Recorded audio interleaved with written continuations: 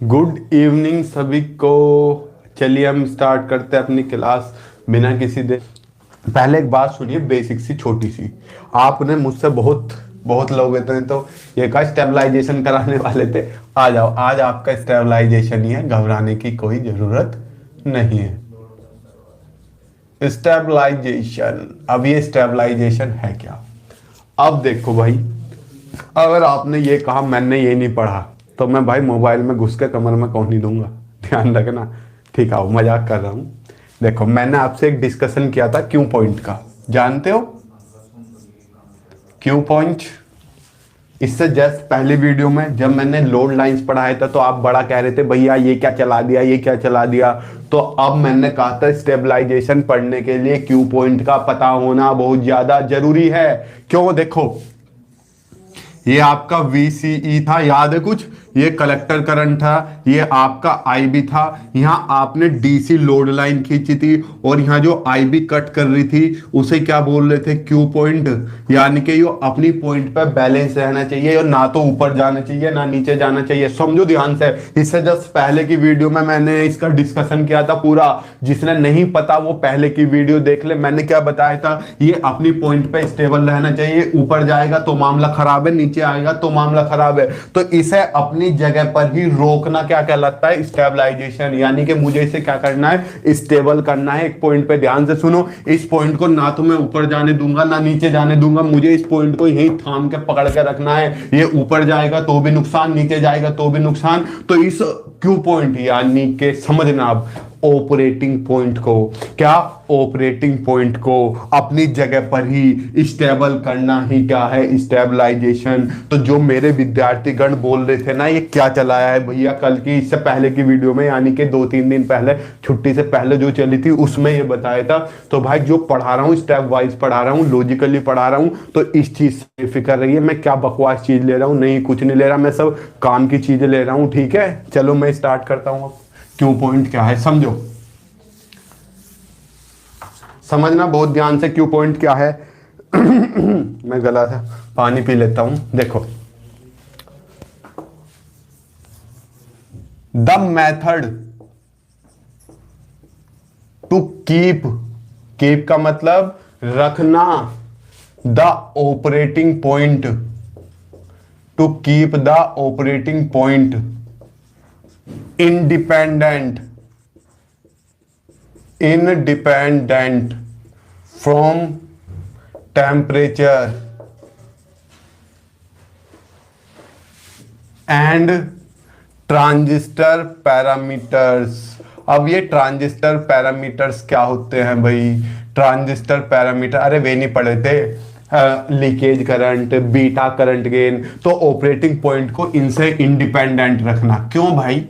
इनसे क्या दुश्मनी है हमें? अगर आपको याद हो, आपको याद हो आपने क्या पढ़ा था? आपने पढ़ा था IC equals to beta IB plus plus ICBO। याद है कुछ? अगर नहीं याद तो समझो प्यारो, ये क्या है? मेरी कलेक्टर करंट है, ये क्या है? बेस करंट, ये करंट गेन है और ये है लीकेज करंट। अब समझो भाई ये लीकेज करंट क्या है? लीकेज करंट क्या है भाई? जो मेरी टोटल कलेक्टर करंट है वो किस किस की वजह से बहती है? हाँ, इस बार मुस्कुराओ। बिल्कुल जी, मुस्कुरा ही रहे हैं हम तो। अब सिंपल सी चीज समझिए, कलेक्टर करंट किस किस की वजह से बहते हैं? Base current. बेस करंट किसकी वजह से बहते हैं? Majority charge carrier. मेजॉरिटी जानते हो जो बहुत ज्यादा मात्रा में होते हैं। और ये लीकेज करंट किसकी वजह से बहती है? ये बहती है माइनॉरिटी चार्ज कैरियर की वजह से। तो दोनों से मिलकर कलेक्टर करंट बहती है। तो आप सिंपल सी चीज समझो, ये जो बीटा है, IB है, ICBO है, ये है ट्रांजिस्टर पैरामीटर्स। अगर ये बदलते हैं तो आपको इससे जस्ट पहले वाली वीडियो जिसने देखी, जिसने नहीं देखी भाई वे इसे कंप्लीट करने के बाद पहले देख लेना, नहीं तो सब सिर से जाएगा। ये VCE था, ये IC था, अब ये ऐसे थी IB, याद है कुछ? और यहाँ DC लोड लाइंस थी, यहाँ ऑपरेटिंग पॉइंट था। अब देखो, अगर ICBO बदलेगा तो IC बदलेगा, IC बदलेगा तो ऑपरेटिंग पॉइंट हिलेगा अपनी जगह से। और हमें इसे हिलाना नहीं है, क्या रखना है? इसे स्टेबल रखना है। अब बीटा बदलेगा तो भी IC बदलेगा, ICBO बदलेगा तो भी IC बदलेगा। तो हमें अपने अपने ट्रांजिस्टर को, ऑपरेटिंग पॉइंट को इंडिपेंडेंट रखना, किससे? टेम्परेचर्स है, वो ट्रांजिस्टर पैरामीटर्स है। इन सबसे बचा के रहना ही, इन सबके बचा के रखना ही क्या कहलाता है? आपका स्टेबलाइजेशन कहलाता है। सिंपल सी चीज मैं रफ कर दे रहा हूं। आकिब जी देखिए, नीट में पढ़ाने में कोई दिक्कत नहीं है। जब हम टीजीटी पढ़ा रहे हैं, टीजीटी का तो मतलब ट्रेंड ग्रेजुएट टीचर के लिए पढ़ा रहे हैं, जो नीट वालों को इन फ्यूचर पढ़ाएंगे, हम उन्हें पढ़ा रहे हैं। ठीक, बीएससी को पढ़ा रहे हैं, पर नीट के स्टूडेंट्स होंगे तो हम नीट का भी बैच चला देंगे। अभी तो बीएससी 3rd ईयर का बैच है। ठीक है, चलिए मैं रफ कर देता हूँ। साकिर जी टाइम में कोई परिवर्तन नहीं हो सकता। क्यों नहीं हो सकता? क्योंकि इससे जस्ट पहले टीजीटी का बैच है, उससे जस्ट पहले बीएससी 1st ईयर का बैच है, उससे जस्ट पहले बीएससी 2nd ईयर का बैच है। तो यार समझा करो, ऐसी बातें ना क्या करो जो असंभव हो। अब समझो कुछ चीजें, देखो अब समझो काम की चीजें। अगर मैं टेम्परेचर बढ़ाता हूं, कितना बढ़ाया मैंने? 10 डिग्री सेल्सियस। तो ध्यान से समझना भाई, 10 डिग्री सेल्सियस टेम्परेचर बढ़ाने पर जो मेरा लीकेज करंट है, ये अपनी वैल्यू का क्या हो सॉरी, चलिए आप नोट कीजिए, मैं पानी पी लेता हूं।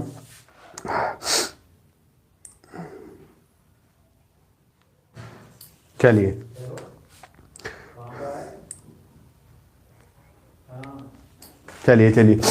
देखो, अगर हमें टेम्परेचर को 10 डिग्री सेल्सियस बढ़ा देता हूं तो लीकेज करंट क्या हो जाती है? डबल हो जाती है। ठीक सर, क्या हो जाती है? लीकेज करंट डबल हो जाती है। और टेम्परेचर बढ़ाऊंगा, लीकेज करंट बढ़ेगी, मेरा आईसी चेंज होगा। अब आईसी चेंज होगा तो ऑपरेटिंग पॉइंट फिर हिलेगा, और ऑपरेटिंग पॉइंट हिल तो ही मामला डिसमिस हो जाएगा। तो ये चीज भाई लिख लो, काम की चीज है कि टेम्परेचर को 10 डिग्री सेल्सियस बढ़ाने पर आईसीबीओ डबल हो जाता है। पहले डेफिनेशन लिख लो, the method to keep the operating point independent from temperature and transistor parameters is known as क्या कहलाता है? वही इज नोन एज स्टेबलाइजेशन। क्या कहलाता है? स्टेबलाइजेशन कहलाता है। अब आपने पढ़ी होगी ये कलेक्टर करंट की इक्वेशन पढ़ी होगी। अब सिंपल सी चीज, अगर टेम्परेचर को 10 डिग्री सेल्सियस कर देते हैं तो आईसीबीओ कितना हो जाता है? डबल हो जाता है। एक चीज और देखो, वीबीई। अब ये मत पूछना वीबीई क्या है, अगर पूछा तो अच्छा नहीं होगा, मर्डर कर दूंगा मैं एक आध का। चलो मर्डर नहीं करूंगा, बता रहा हूं। वीबी क्या है? Base emitter voltage. Base emitter voltage में 2.5 मिली वोल्ट का डिक्रीज आ जाता है। देखो, बेस इमीटर वोल्टेज में क्या होता है? 2.5 मिली वोल्ट का क्या हो जाता है? डिक्रीज। कब? पर degree Celsius increase in temperature. देख लो, काम की चीज है सारी। ऑब्जेक्टिव वालों के लिए तो संजीवनी बूटी लेकर आया हूं। संजीवनी बूटी है ये, डेस्क्रिप्टिव वालों के लिए तो है ही है, ऑब्जेक्टिव वालों के लिए तो संजीवनी बूटी आ गई है। देखो, अगर टेम्परेचर में 10 डिग्री सेल्सियस बढ़ाते हो तो लीकेज करंट डबल हो जाती है। अगर आप base emitter voltage 2.5 milli volt गिलाते हो तो टेम्परेचर में 1 डिग्री सेल्सियस की वृद्धि हो जाती है। यानी कि ऐसा समझो, अगर मैं 10 डिग्री सेल्सियस क्या बढ़ा रहा हूँ टेम्परेचर, तो लीकेज करंट डबल होगी, और इसे 10 बढ़ाऊंगा तो ये इंटू 10 से मल्टीप्लाई 25 मिली वोल्ट डिक्रीज होगा। समझ गए? अब सिंपल से समझो, बेस इमीटर वोल्टेज किसे कंट्रोल करता है? बेस करंट को। जब इसमें छेड़छाड़ होगी तो क्या मेरे आईसी में भी छेड़छाड़ नहीं होगी? यो बदलेगा तो क्या आईसी नहीं बदलेगा? भाई समझो, आईसी बदलेगा तो वापस से बेचारा ऑपरेटिंग पॉइंट फिर खिसकेगा, और ऑपरेटिंग पॉइंट खिसकेगा तो स्टेबलाइजेशन फिर घबराएगा। तो अब देखो, हमें स्टेबलाइजेशन में करना क्या है? एक तो टेम्परेचर को चेंज होने से रोकना है, और एक ट्रांजिस्टर पैरामीटर्स कौन से? ये सारे। क्योंकि टेम्परेचर को क्यों रोकना है? अगर टेम्परेचर गड़बड़ करेगा तो ये भी गड़बड़ करेगी और ये भी गड़बड़ करेगी। अगर ये दोनों गड़बड़ करेंगी तो आईसी भी गड़बड़ करेगा। अगर आईसी गड़बड़ करेगा तो मेरा ऑपरेटिंग पॉइंट भी गड़बड़ करेगा। समझ गए प्यारे? पहले इसमें बताओ, किसी को, कोई भी विद्यार्थी जो ऑनलाइन बैठा है, लाइव बैठा है, अगर इसमें किसी को डाउट हो तो बताओ, जल्दी बताइए। इसमें किसी को समस्या का कोई सामना करना पड़ रहा है? अगर नहीं करना पड़ रहा तो हम आगे चलते हैं। Please take the screenshot. ठीक, अब मैंने ये रफ कर रहा हूं, मैं सारी चीजें काम की बताई हैं, आप लिख लेना। क्या? पहली चीज ये लिख लेना, ICBO will be double on increasing the temperature 10 degree Celsius and VBE decrease 2.5 millivolt पर degree Celsius increase in temperature. Basic चीजें बिल्कुल निखरची प्योर। ये आप सिंपल सी एक चीज समझो। अब हम आने वाले हैं स्टेबिलिटी फैक्टर पर। किस पर आने वाले हैं प्यारो? स्टेबिलिटी फैक्टर पर। अगर मैं आपसे पूछता हूं स्टेबिलिटी फैक्टर क्या है, अगर मैं आपसे पूछता हूं स्टेबिलिटी फैक्टर क्या है, अभी इसका भी डिस्कशन करता हूं मैं, इसका भी डिस्कशन करता हूं मैं आपसे। एक सेकंड बस, एक सेकंड बस, फोन सुन लेता हूं मैं। चलिए देखो, स्टेबिलिटी फैक्टर क्या है? द रेट ऑफ, इसमें भी मैं 3 डेफिनेशन लिखूंगा काम की। The rate of change in collector current, collector current with change in leakage current, अभी समझाऊंगा अलग तरीके से, टेंशन ना लो, इज नोन एज स्टेबिलिटी, नहीं अभी नहीं लिखते, लीकेज करंट, कोमा लगाओ, कीपिंग, कीपिंग का मतलब क्या होता है भाई? रखकर, साथ साथ लिख लो, keeping VBE and beta constant is known as stability factor, is known as stability factor। समझे कुछ? समझे या ना समझे?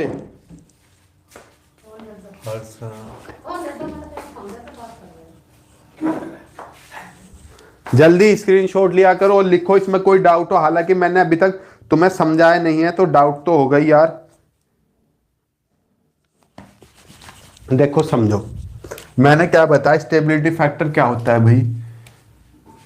इसे एस से रिप्रेजेंट करते हैं। कमाल की चीज बताऊंगा, क्या? The rate of change in collector current with change in leakage current keeping VB and beta constant is known as stability factor. यानी कि change in collector current with change in leakage current, क्या? VBE and beta constant. अब लिख लो पूरी definition. अभी मैं इसमें कुछ और भी चेंज करने वाला हूं क्योंकि हमें ऑब्जेक्टिव वालों का भी ध्यान रखना है और डेस्क्रिप्टिव वालों का भी ध्यान रखना है। हमें तो सबका ध्यान रखना पड़ेगा। देखो रफ कर दूं इसे, ठीक। देखो ऊपर का तो मैं बता चुका आपको, स्टेबलाइजेशन क्या है? ऑपरेटिंग पॉइंट को अपनी जगह पर रोकना। अब मैं तुम्हें कुछ और डेफिनेशन बताता हूं स्टेबिलिटी फैक्टर की ऑब्जेक्टिव वालों के लिहाज से। तो देखो ऐसा आपने क्या पढ़ा, del IC upon del ICBO, क्या? VBE एंड बीटा क्या रखने हैं आपको? कांस्टेंट। ये क्या रखने हैं भाई? कांस्टेंट। एक तो ये होगी the rate of change of, the rate of sir CBO की full form collector to base, collector to base output, ठीक है? ये है इसकी, आप घबराओ मत करो इन चीजों को लेकर, ठीक है? Del the rate of change of collector current with leakage current keeping VBE and beta constant is known as stability factor. अब एक डेफिनेशन यो, अगर आप अलग बुक खोलोगे तो उसमें आपको डेफिनेशन ये मिलेगी, तो del VBE keeping keeping keeping keeping keeping ICBO and beta constant. देखो सेम डेफिनेशन बन गई, the rate of change of collector current with change in base emitter voltage keeping ICBO and beta constant, ठीक? Beta constant is known as stability factor. तो किसी भी book का हो, सबका निचोड़ आपको रस दे रहे हैं हम, अब बस आप पियो, ठीक? आपको कोई बुक पढ़ने की जरूरत नहीं है, रफ कर दे रहा हूं। एक नई डेफिनेशन और देखो, एग्जामिनर कैसे भी क्वेश्चन पूछे है, कान सीधा पकड़ा है घुमा कर पकड़ा है, आपको हर तरह का जवाब देना है। एक डेफिनेशन ये आ जाती है, क्या? Del IC upon del beta keeping ICBO and VBE constant. अब आप सिंपल सा डेफिनेशन बना सकते हो। अब मैं आपसे क्वेश्चन पूछता हूं, देखिए आकिब जी नीट का ही क्वेश्चन पूछ रहा हूं क्योंकि ज्यादातर बच्चों का ऑब्जेक्टिव भी है, तो आंसर देना। देखो मेरे पास तीन ट्रांजिस्टर एम्पलीफायर है, एक का स्टेबिलिटी फैक्टर 1 2 3 है मेरे पास, एक का 20 30, वैसे ही मान लिया मैंने 50 है, वैसे ही मान लिया। इनमें कौन सा ज्यादा सबसे स्टेबल है, यानी कि स्टेबलाइजेशन किसका ज्यादा अच्छा है, सबसे अच्छा कौन, बताओ ऑब्जेक्टिव वाले, सबसे अच्छे हम हैं, बताओ जल्दी जल्दी बताओ, सबसे अच्छा कौन, सबसे अच्छे हम हैं, नहीं यार बताओ यार, देर मत लगाया करो। थर्ड, शाबाश शाबाश शाबाश, अभिषेक जी का आंसर आया है। देखो भाई, हमने बताया स्टेबिलिटी फैक्टर की तीन तीन हमने डेफिनेशन लिखी, लेकिन एक जो पॉइंट आपको जहन में रखना है, जो स्टेबलाइजेशन है वो स्टेबिलिटी फैक्टर के इनवर्सली प्रोपोर्शनल होता है। समझे प्यारो, हम यही गलती कर देते हैं। खुली आंखें, हाँ शाबाश। देखो 20 वाला मोर स्टेबलाइज्ड होगा, तो अब आपको इस चीज का भी ध्यान रखना है कि जो मेरा स्टेबलाइजेशन है वो स्टेबिलिटी फैक्टर के इनवर्सली प्रोपोर्शनल होता है। समझे या नहीं समझे, समझे या नहीं समझे, समझ गए, यानी कि स्टेबिलिटी फैक्टर जितना कम होगा, स्टेबिलिटी फैक्टर जितना कम होगा, स्टेबलाइजेशन उतना ही बेहतरीन होगा। समझ गए। अगर मैं आपसे कहूं मैंने 1 2 3 ट्रांजिस्टर लिए, 1 2 3 ट्रांजिस्टर लिए, मैंने कहा स्टेबिलिटी फैक्टर इसका 100 है, इसका 50 है और इसका 200 है, मैं पूछता हूं कौन सा ज्यादा स्टेबलाइज्ड होगा। स्टेबलाइज जानते हो, स्टेबलाइजेशन मैंने अभी थोड़ी देर पहले डिस्कशन किया था। स्टेबलाइजेशन क्या था, स्टेबलाइजेशन क्या था मैंने बताया था, क्या सिंपल सी चीज, डेफिनेशन रट लिया करो। क्या बताया, the method of keeping operating point independent from the temperature and transistor parameters, यानी कि ऑपरेटिंग पॉइंट को किससे, टेम्परेचर से, सुनना, टेम्परेचर से और ट्रांजिस्टर पैरामीटर से क्या रखना इंडिपेंडेंट, यानी कि इंडिपेंडेंट जानते हो, मुक्त, यानी कि उस पर कोई इफेक्ट ना पड़े। अब ये तो पूछना मत ऑपरेटिंग पॉइंट क्या है, इससे पहले लेक्चर में मैंने ऑपरेटिंग पॉइंट को अच्छे से डिस्कशन किया था। जिसे नहीं पता देख ले, क्विसेंट पॉइंट भी बोला था मैंने एक नाम, अगर जिसे ये नहीं पता इससे जस्ट पहले की वीडियो देखे। ठीक, स्टेबलाइजेशन, अभी मैं आपसे स्टेबलाइजेशन की चर्चा करता हूं, स्टेबलाइजेशन है क्या। ठीक, स्टेबलाइजेशन हमने बताया था, ये मेरा VCE है, ये मेरा IE था, IC सॉरी, इनके बीच हमने IB को लेकर कुछ ग्राफ खींचे थे, अगर आपको याद हो तो यहाँ हमने फिर DC लोड लाइन खींची थी, तो यहाँ पर मेन IB से काटती है, वो आपका Q पॉइंट था जिसे हम ऑपरेटिंग पॉइंट भी कहते हैं। तो स्टेबलाइजेशन ये मैंने डिस्कशन किया था दिवाली से जस्ट पहले वाली क्लास में, कि इस पॉइंट को यहीं रोक कर रखना ही क्या कहलाता है, स्टेबलाइजेशन पॉइंट। देखो स्टेबलाइजेशन क्या है, इसे यहीं पर रोक के रखना। अगर ये अपनी जगह से ऊपर या नीचे गया है तो ट्रांजिस्टर में मिस्टेक हो जाएगी। फिर हमने स्टेबिलिटी फैक्टर निकाला था, अगर आपको पता है स्टेबिलिटी फैक्टर क्या होता है, यहाँ लिख दे रहा हूँ, स्टेबिलिटी फैक्टर होता है del IC upon del ICBO, keeping VBE and VC constant, ये आपका स्टेबिलिटी फैक्टर होता है। और हमने बताया था जो स्टेबिलिटी फैक्टर है वो स्टेबलाइजेशन का इनवर्सली प्रोपोर्शनल होता है, इनवर्सली प्रोपोर्शनल होता है। आज जो हम लेने वाले हैं स्टेबलाइजेशन के टाइप्स लेने वाले हैं। नॉर्मली आपकी बुक में जो दिए हुए हैं वे 3 टाइप दिए हुए हैं, मैं आपको 4 टाइप कराऊंगा, अब टेंशन ना लेना 4 टाइप कौन से। ठीक, पहला टाइप डाल दीजिए, हेडिंग बुक में समझ में नहीं आएगा आपको, मैं गारंटी दे रहा हूँ, ना आपका ट्यूशन टीचर समझा पाएगा, आप कहीं भी पढ़ रहे हो, बहुत अच्छा मटेरियल कंटेंट ढूंढ के लाते हैं आपके लिए। फिक्स्ड बायस, पहला हेडिंग है फिक्स्ड बायस। ठीक जी, मेरा नाम है अंकित शर्मा। ठीक, अंकित शर्मा मेरा नाम है। रोहित जी आपको नाम ही नहीं पता। चलिए देखो, अब हम पढ़ने वाले हैं फिक्स बायस पढ़ने वाले हैं। अब फिक्स बायस बिल्कुल मैं डीपली घुसूंगा, बिल्कुल डीपली घुसूंगा मैं, कोई इसमें दिक्कत नहीं आने वाली। मैं शुरुआत से उठा रहा हूँ आपके लिए, बहुत पुरानी जगह पे गया हूँ मैं, पुरानी जगह पे मतलब बहुत पुरानी चीज़ें उठा कर लाया हूँ फिक्स बायस, नहीं तो ये सिर से बाउंसर है। इसीलिए मैं थोड़ा सा लेट कर रहा हूँ। क्यों लेट कर रहा हूँ? ताकि और बच्चे जुड़ जाएं, क्योंकि अगर इसके पहला ही सीन छूट गया ना, किसी के पल्ले नहीं पड़ेगा। देखो मैं कॉमन इमीटर एनपीएन ट्रांजिस्टर बना रहा हूँ। ये रहा, ये रहा, ये रहा, ये रहा, ये रहा, ये रहा। यहाँ हम रेजिस्टेंस लगा देते हैं। क्या बना रहा हूँ? NPN common emitter. यहाँ पॉजिटिव नेगेटिव, ये क्या? Positive negative positive. ये आप ऐसी तो बनता है, ऐसी तो बनता है, बताइए। आपका कॉमन इमीटर एनपीएन ट्रांजिस्टर, ठीक? नहीं जी क्लास बंद नहीं कर रहे रिया जी, बिल्कुल बंद नहीं कर रहे, ठीक है? चलिए स्टार्ट कर रहे हैं, बिल्कुल बंद नहीं कर रहे, आप बेफिक्र रहिए। ये हमारा एनपीएन कॉमन इमीटर था। अब समझिए यहां पर क्या लगा हुआ है। यहां है बेस इमीटर, ये है आपका कलेक्टर बेस, ये है इमीटर। यहां पर जो वोल्टेज लगा हुआ है उस वोल्टेज का नाम बेस और इमीटर के बीच है VBE है, और जो कलेक्टर इमीटर के बीच लगा हुआ है वो VCE होता है। इस बैटरी का नाम VCC रख दिया, इस बैटरी का नाम VBB रख दिया।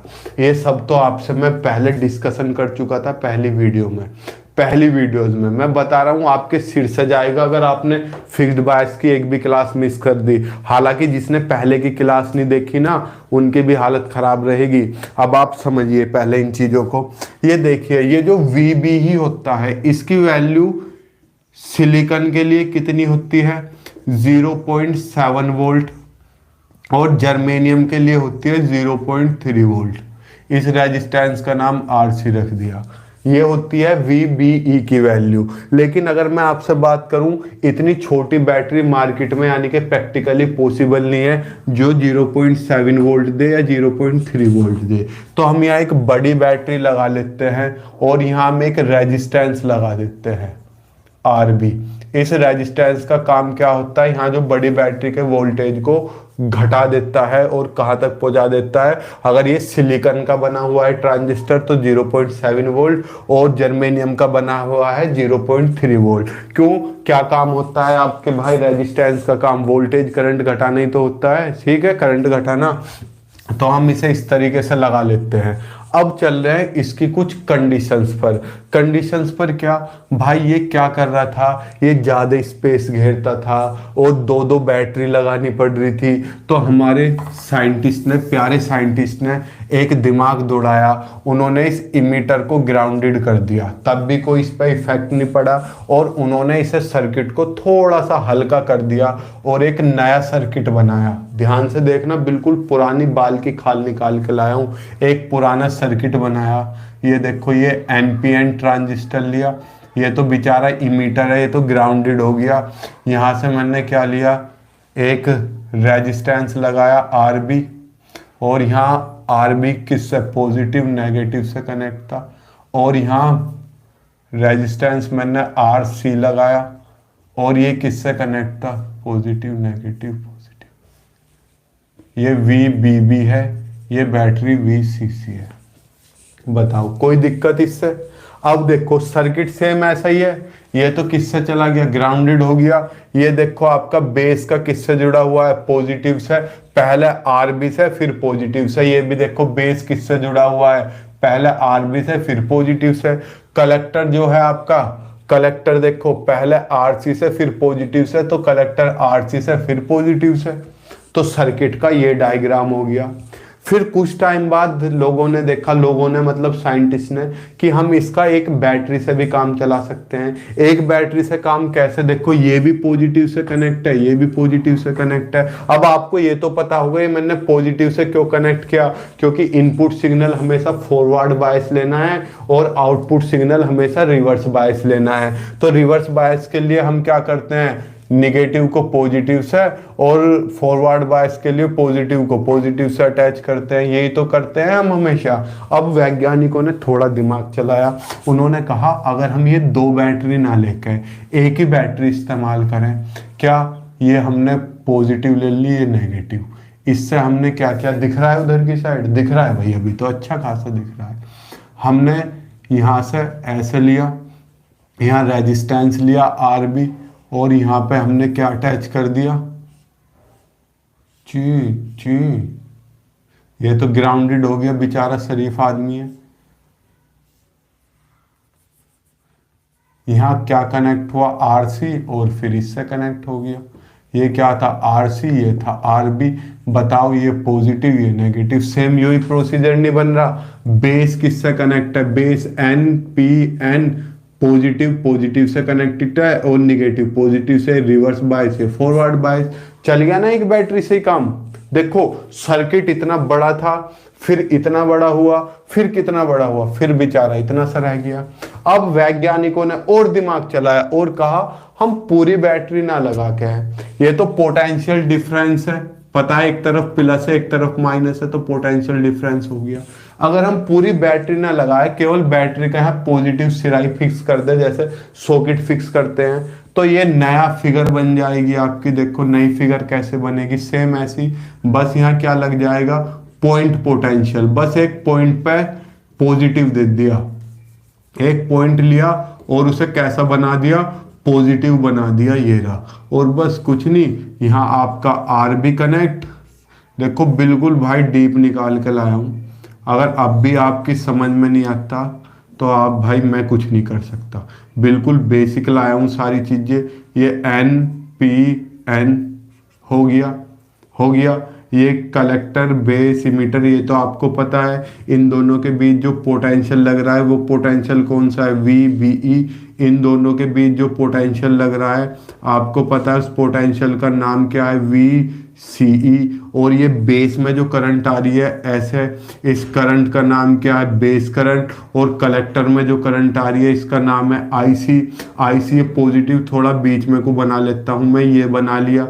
ये आर बी है, ये आर सी है, प्लस माइनस ऐसा होगा, ये प्लस माइनस ऐसा होगा, ये भी प्लस माइनस ऐसा होगा। ये तो सारी चीजें। अब देखो सर्किट कितना बड़ा था, इतना बड़ा, और बन कितना सा गया, केवल इतना सा। इसके बाद ये सर्किट आ गया। ठीक, अब जो हम पढ़ते हैं रिसेंट में मॉडर्न फिक्स बायस जो पढ़ते हैं वो ये वाला फिक्स्ड बायस है। ठीक है, अब जिसकी समझ में ना आया हो ना, वीडियो को दोबारा से देख लेना। मैं हट रहा हूं, इसका स्क्रीनशॉट लो फटाफट, फिर आगे चलते हैं। इसका स्क्रीनशॉट लेने के बाद ले लिया स्क्रीनशॉट, अब आगे चलते हैं। मैं रफ कर दे रहा हूं पूरा, देखिए ये रहा, ये रफ कर दे रहा हूं मैं इधर का सारा पोर्शन। अब मैं आपको सारी चीजें बता रहा हूं बिल्कुल डीप। ठीक, अब एक चीज समझो, अब हम इसमें किरचॉफ का लूप रूल लगा देते हैं। एक लूप इधर है, एक लूप इधर। अब आप कहोगे लूप कहाँ है, लूप तो क्लोज्ड होती है भाई। यो इधर क्लोज्ड ही तो थी इनपुट वाली, यो मैंने खोल के जबरदस्ती तो इधर कर दी। ठीक, फॉर लूप 1, अगर मैं 1 के लिए किरचॉफ का रूल लगाता हूं तो ये आपका VCC था। तो VCC में हम कहां से आए, माइनस से प्लस की तरफ। यहाँ कहाँ जा रहे हैं, प्लस से माइनस की तरफ। तो यहाँ क्या हो जाएगा, माइनस IB RB। उल्टा हो गया ना, उल्टा होते ही माइनस आ जाता है। घूमते घूमते यहाँ आए, यहाँ भी प्लस से माइनस, यहाँ आए थे हम माइनस से प्लस, यहाँ जा रहे हैं प्लस से माइनस, तो ये भी माइनस हो जाएगा VBE। बताओ इक्वल टू 0। यही तो था लूप रूल, जब ऐसे लूप में घूमते थे किरचॉफ का। अगर ये भी नहीं पता तो भाई इसमें भगवान ही मालिक है आपका। अब देखो VCC minus VBE is equal to IB RB। अब देखो यहां से IB की वैल्यू क्या आ जाएगी, VCC minus VBE upon RB। ये किसकी वैल्यू आ गई है, आपकी IB की वैल्यू आ गई है। तो यहां से IB कितना आपका, VCC minus VBE upon RB। अब देखो जो ये बेस इमीटर वोल्टेज है, बेस इमीटर वोल्टेज मैंने बताया था, अगर आप सिलिकॉन लेते हो तो सिलिकॉन के लिए 0.7 वोल्ट होता है, सिलिकॉन के लिए। जर्मेनियम के लिए 0.3 वोल्ट, बहुत छोटी वैल्यू है, तो इसे हम नेग्लिजिबल मान सकते हैं। तो आपका IB लगभग किसके इक्वल आ जाता है, VCC माइनस RB। अब ध्यान से समझना प्यारो, ध्यान से समझना इस चीज को। देखो VCC क्या है, जो हमने फिक्स्ड पोटेंशियल लगा रखा है, ठीक, और RB भी हमने रेजिस्टेंस लगा रखा है, तो VCC भी हमारा ही लगाया हुआ, RB हमारा ही लगाया हुआ, तो ये दोनों फिक्स होते हैं, जिस वजह से इसे फिक्स्ड बायस कहते हैं। इनकी वैल्यू फिक्स होती है जो हम लगाते हैं, तो इसी वजह से इसे फिक्स्ड बायस कहते हैं। तो फिक्स्ड बायस तो आपका क्लियर हुआ। बताओ किसी को कोई डाउट है? मैं गारंटी दे रहा हूं बुक में सर्किट समझ में नहीं आएगा। स्क्रीनशॉट लीजिए, ले लिया स्क्रीनशॉट, चले आगे। ये IB की वैल्यू आ गई है, इधर लिख दे रहा हूं, मुझे इसकी जरूरत पड़ेगी। रियल वैल्यू IB की कौन सी आई है, VCC minus VBE upon RB। लो मैं ये रफ कर दे रहा हूं। अगर मैं लूप सेकंड की बात करूं, लूप सेकंड की बात करूं, देखो IO भी VCC से ही रहा है, तो VCC, अब VCC माइनस से प्लस आए होंगे, ये क्या जा रहा है आपका प्लस से माइनस की तरफ, तो ये भी माइनस होगा। IC RC माइनस, ये भी प्लस से माइनस की तरफ, VCE इज इक्वल टू 0, ये VCE उधर जाके प्लस का, तो VCC minus IC RC is equal to VCE, तो VCE आपका कितना आ गया भाई, VCC माइनस IC RC। ये क्या आ गया, कलेक्टर इमीटर वोल्टेज। VBE तो आपको पता है, VCE हमने निकाल दिया, और IB हम पहले निकाल चुके। सारी चीजें हम निकाल तो रहे हैं धीरे धीरे, हमने सारी चीजें निकाल ली। इसका स्क्रीनशॉट लो भाई, कोई डाउट हुआ करे तुरंत पूछ लिया करो, जल्दी इसका स्क्रीनशॉट लो, हो गया।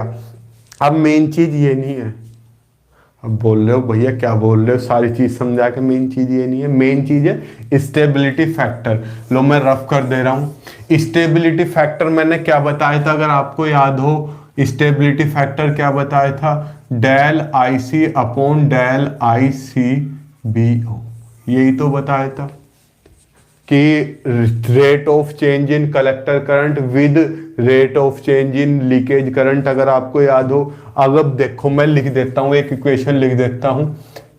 वी नो, हम जानते हैं, क्या जानते हो, कुछ नहीं जानते, बस ये जानते हैं जुबान जोरी कैसे कर रहे हैं। स्टेबिलिटी फैक्टर आपका कितना, स्टेबिलिटी फैक्टर कह रहा, सॉरी, स्टेबिलिटी फैक्टर पे ध्यान है। आपकी कलेक्टर करंट कितनी होती है, हमने कल ये इक्वेशन लिखी थी, beta IB plus beta plus 1 ICBO, पता है आपको, पता है इस चीज का, इक्वेशन का। अब मैंने क्या किया, इसे डिफरेंशिएट किया। देखो मुझे पता है जो नया बच्चा जुड़ेगा वो इसमें टिक नहीं पाएगा, क्योंकि 20 से टॉपिक चल रहा है। तो प्यारे विद्यार्थियों, अगर कोई नया बच्चा है तो पहले की वीडियोस भी देखे, जब भी ये समझ में आएगा, ठीक। On differentiate with respect to IC, मैंने IC के रेस्पेक्ट में, या अभी डिफरेंशिएट नहीं कर रहा, पहले IB की वैल्यू रख लो।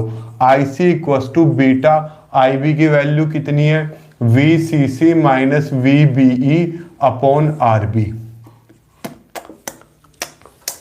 ये क्या है, वैल्यू IB की, प्लस बीटा प्लस 1 ICBO, ठीक। अब मैंने क्या किया, इसे डिफरेंशिएट किया on differentiate with respect to IC के रेस्पेक्ट में ये स्टेबिलिटी फैक्टर होता है डेल IC। इसमें क्या कांस्टेंट लेते हैं, VBE एंड बीटा कांस्टेंट लेते हैं, इस चीज का तो आपको पता है। तो डिफरेंशिएट IC का IC के रेस्पेक्ट में करूंगा तो 1 equals to beta upon RB, तो कांस्टेंट है बाहर, डेल अपॉन डेल IC, किसका करना है, VCC माइनस VBE, ठीक। ऐसे ही बीटा प्लस 1 तो प्लस, बीटा प्लस 1 तो कांस्टेंट, ICBO का डेल ICBO अपॉन इसका किसके रेस्पेक्ट में करना है, डेल IC के, ठीक। इधर का रफ कर दे रहा हूं, स्क्रीनशॉट ले लो प्यारो, खिलाड़ियों ले लिया, लो मैंने इधर का रफ कर दिया, ये रहा। अब एक चीज समझो, इधर तो 1 ही चल रहा मेरा, इक्वल्स टू, अब हमने स्टेबिलिटी फैक्टर क्या पढ़ा था, del IC upon del ICBO, keeping VBE and VCC वो सॉरी बीटा कांस्टेंट। अब देखो VBE तो कांस्टेंट है, इसका डिफरेंशियल तो 0, और VCC क्या था, फिक्स था जो हमने लगाया था, तो ये भी तो कांस्टेंट, इसका डिफरेंशियल भी कितना 0, तो इसका भी 0, इसका भी 0, तो ये तो वैल्यू क्या हो जाएगी आपकी 0 हो जाएगी। 0 प्लस प्लस बीटा प्लस 1, इसकी कोई वैल्यू नहीं पता, तो इसे मैंने ऐसे रखा del ICBO upon del IC। ठीक, अब ये तो 0 है, इसे तो लिखने की भी जरूरत नहीं, ये डेल IC डिवाइड में, इधर मल्टीप्लाई में, ये मल्टीप्लाई में डिवाइड में, इज इक्वल टू किसके बराबर, बीटा प्लस 1 बचा। यही आपका क्या आ गया, यही क्या है आपका स्टेबिलिटी फैक्टर है ना, तो स्टेबिलिटी फैक्टर कितना आ गया आपका बीटा प्लस 1। लो जी, इतना सा स्टेबिलिटी फैक्टर था, कोई मैंने इसमें रॉकेट साइंस लगाया क्या। ऑब्जेक्टिव वालों के लिए संजीवनी है, स्क्रीनशॉट ले लो।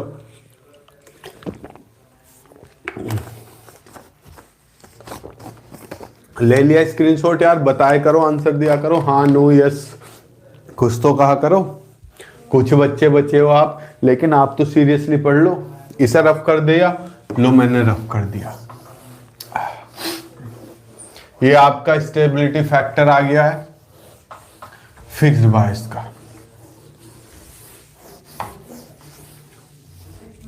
ठीक प्यारो, कोई दिक्कत नहीं। स्टेबिलिटी फैक्टर हम फिक्स बायस का समझ चुके हैं, कल को नया बायस पढ़ेंगे, उससे नेक्स्ट नया बायस। ये एक बायस खत्म हो गया, यहाँ तो बहुत जल्दी खत्म हुआ, मेरी ऑफलाइन क्लास में इसने 2 दिन लिए थे। ठीक है, चलो कल चर्चा करते हैं बाकी की। ठीक, टेक केयर, गुड लक। आपकी क्लास खत्म नहीं करेंगे, टेंशन ना लो, मुस्कुराते रहो, खुश रहो, और अपनी फैमिली का, माँ बाप का खासकर ध्यान रखना। Take care.